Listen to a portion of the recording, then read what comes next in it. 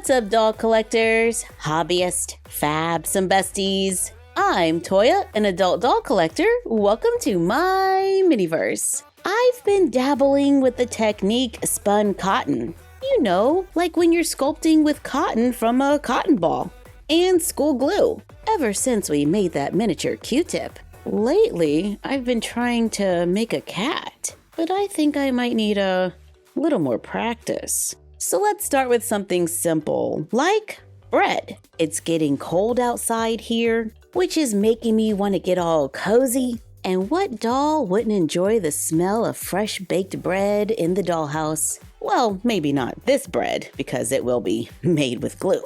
But keep in mind, I am an absolute beginner here, just trying to figure it out as I go. Here's a cotton ball I found in my house. I have school glue, a paintbrush, and a scrap of cardboard. Let's cut a rectangle of cardboard. When I was making the cat, I started with a pipe cleaner base. So here, let's start with a cardboard base. I cut small pieces that are about a 1/2 inch by 1 1/4 inch, and we're going to just glue them together. I'm gluing together 4. Let's take our cotton ball and try to unravel it. Brush the cardboard with school glue. Then let's add some cotton, kind of a thin layer. Then brush it with more glue. And I'm really saturating that cotton with the glue so we can smooth it out.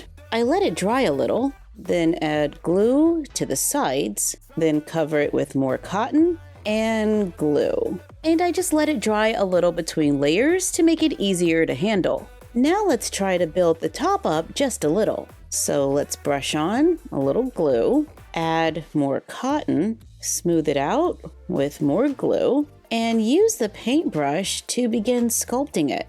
I'm trying to make a little dent on the sides at the top to try to make that classic loaf of bread shape.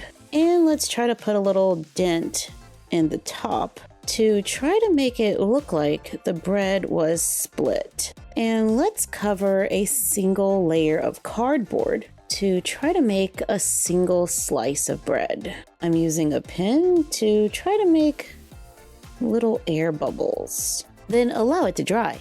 While we wait, we might as well take a look at a few minis. I found these at Dollar Tree with a price tag of $1.75. Wow.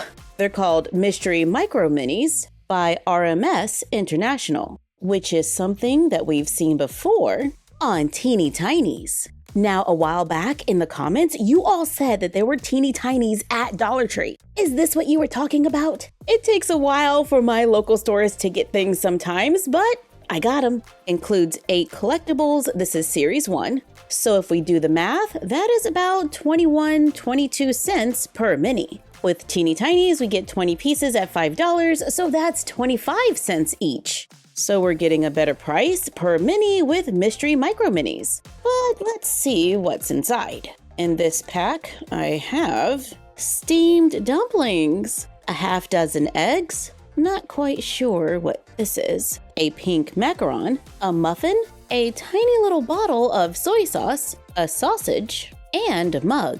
Like mini Teeny Tinies, a lot of these items look like a good size for the dolls. The muffin is kind of a perfect size. I mean, seriously, we got breakfast. There doesn't seem to be a collector's guide, so let's just open a few more and see what else we can find. I got a plate of sushi, a measuring cup the same color as the mug, an egg. That looks pretty good. Another pink macaron. That makes 2. We got a chocolate muffin with sprinkles, a bowl of fruit, a bottle of sriracha, and a single strip of bacon. Not too bad for $1.75. Now, is it possible to try to figure out what's inside? It's just in a bag, so let's see. Well, that feels like dumplings, and I think that's eggs. Could this be a repeat of our first bag? Let's see. And it absolutely is. Well, at least now I have 2 mugs and 2 muffins. And could this be wasabi? We've opened 3 bags, and now we know that doubles exist. So let's open a 4th. I think this one might be different. So let's find out. And Yeah, I got a bowl of edamame, a muffin with a blue wrapper, a purple drink with a sticker with bobas. Ooh, I got a tan mug this time. Or maybe that's peach, but it has coffee in it. I got a teeny tiny tray of shrimp, a tiny empty takeout box, a blue macaron, and a shiny croissant. So far, we've got a macaron in every bag. Scale does seem to vary, but I might end up giving the smaller items to my little Peach Riot figures. And with a little paint, we can probably add some details. Let's add a little plastic paint to one of the muffins. While the paint is wet, let's add a little cotton for texture and more paint. And let's paint it a pale yellow. Then let's take a little honey brown and lightly dry brush it around the edges so we can bring out all that texture. Then let's go in with a little watered down white paint at the top of the wrapper to hopefully look like a paper wrapper. Cut a piece of a glue stick into tiny little pieces. I use a little Mod Podge to glue them on top to look like sugar. Taking our muffin from this to this. Now that did take a minute, but adding the cotton to an existing mini is totally a cheat. Honestly, I'm kinda loving it. Oh my goodness. Then let's take the cup that already has the coffee in it, add a little more brown paint, and Mod Podge and allow it to dry. And we find ourselves waiting again. So let's check out a few minis that I found at Michael's, where they already put out some of their holiday minis, and these were 45% off. I picked up a few with a pastel holiday vibe, like this set of gift bags. Some of them have a different picture on the front and back. They have cord for handles and have tissue inside. This one has a nutcracker on one side and a ballerina on the other,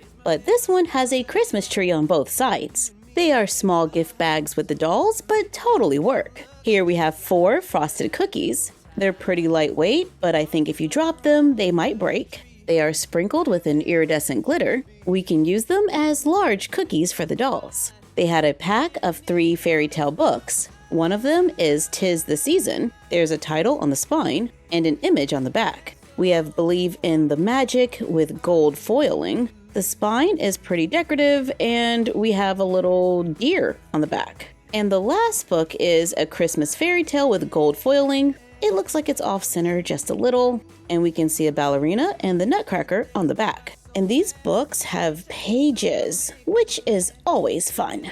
They also had some red and green minis, where I picked up these 2 gingerbread houses. They're pretty solid with painted details going all the way around, and they are covered in glitter. I like how both houses are different, so the dolls can build their own miniature gingerbread village. Of course, we had to grab some hot cocoa. They're solid with painted details and some glitter. Kinda loving the little ceramic mug vibe. And they're a nice size with the dolls. And because I absolutely love miniature books, I picked up this set of 3. We got Deck the Halls in green, and it's finished all the way around. Here is Peppermint Lane, a candy cane adventure. I really like the look of this one. And here's Santa Claus with a gold border around the edge. It also says Santa Claus on the spine, and You Better Not Pout on the back. Looks like the dolls are getting a start on their holiday reading. Let us know what you think about these minis in the comments down below. Ooh, the bread is done. It's completely dry, lightweight, and pretty solid. Let's paint it just like the muffin, starting with a pale yellow. Then let's dry brush on the honey brown. Then I add a darker brown right on the topmost parts. I painted the bread slices the same pale yellow, then painted the sides honey brown to make miniature bread out of cotton and cardboard. I think it could definitely use a little more smoothing out around the sides, but our mission today was practicing sculpting cotton. And I think bread is a great way to start because it can be a little lumpy. It's super lightweight, was very easy to paint, and the materials were easy to find household items available at the dollar store. So I will definitely be getting more practice in. Speaking of dollar store, I am loving the way this muffin repaint turned out. I'm gonna say these are my favorite paint colors for bread products, and I use the espresso for the coffee as well. However, I did add Mod Podge to give it a little shine, which is still drying. But I love the idea of customizing dollar store minis. And I was thinking maybe we could decorate some of the mugs with nail stickers. I got these at Five Below with this little nail dryer. The colors on these stickers look like a good match for the mug. So let's just apply them to the little mug, then brush it with clear nail polish to make a decorative mug for a little extra fun in the dollhouse. Thank you for joining us while we checked out, customized, and made a few minis for the dollhouse. Like, comment, share, and subscribe. Don't forget to ring the bell and follow us on Instagram and YouTube at MyFroggyStuff and Bella of MyFroggyStuff on Instagram. And we will see you next time. Bye!